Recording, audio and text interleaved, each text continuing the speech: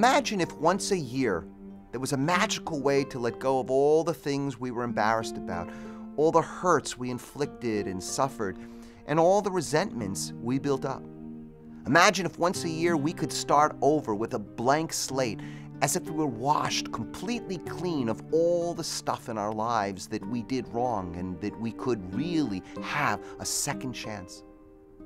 Yom Kippur, the Day of Atonement, is the magical day that has the power to erase all the shame and guilt of our transgressions and to give us new lease on life.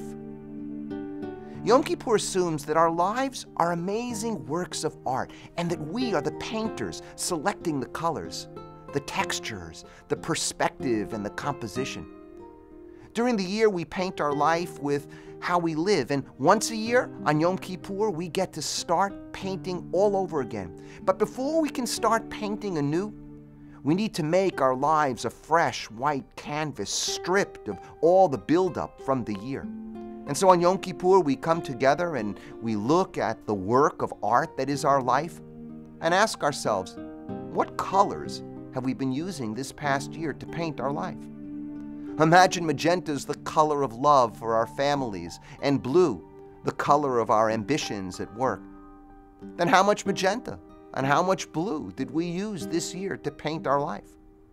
Imagine orange is the color of our friendships, and yellow the color of the mellow times just enjoying life, and green the color of the work we do, repairing the world.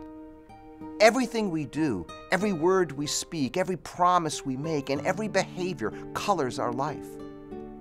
Most of the time we paint our life barely thinking about what colors we're using. And so inevitably some colors dominate, some colors we don't use enough, and we splatter some colors, making a bit of a mess. Yom Kippur is our chance to look at our palette. Do we need fewer colors in our life so that our important colors don't get crowded out? Do we need more colors and take greater risks to enliven our painting? And what about the different textures of our painting? Just as works of art can be smooth and bumpy, grainy and scratchy, soft and fuzzy, so the qualities we emphasize give our life texture. Have we been patient and compassionate?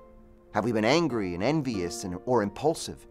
Have we been honest, kind, forgiving, and loving? Have we made the texture of our life too rough to navigate, too smooth to actually grow, too fuzzy to accomplish anything? And can we describe the composition of our work of art? Where do we place the people we love in our lives? At the center? On the side? On the periphery?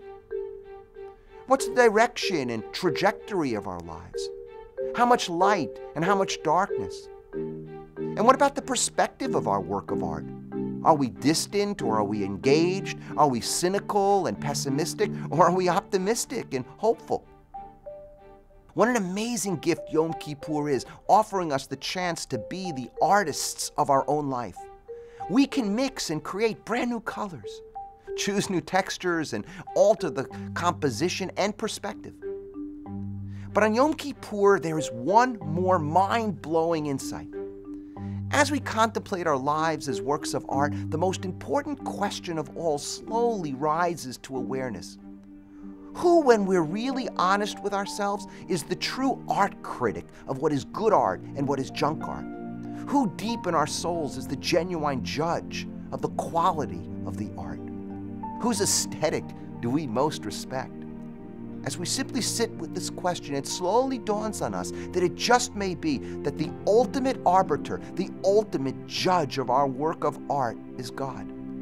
Yes, we're the artists of our lives, but there is a greater artist, God, painting us.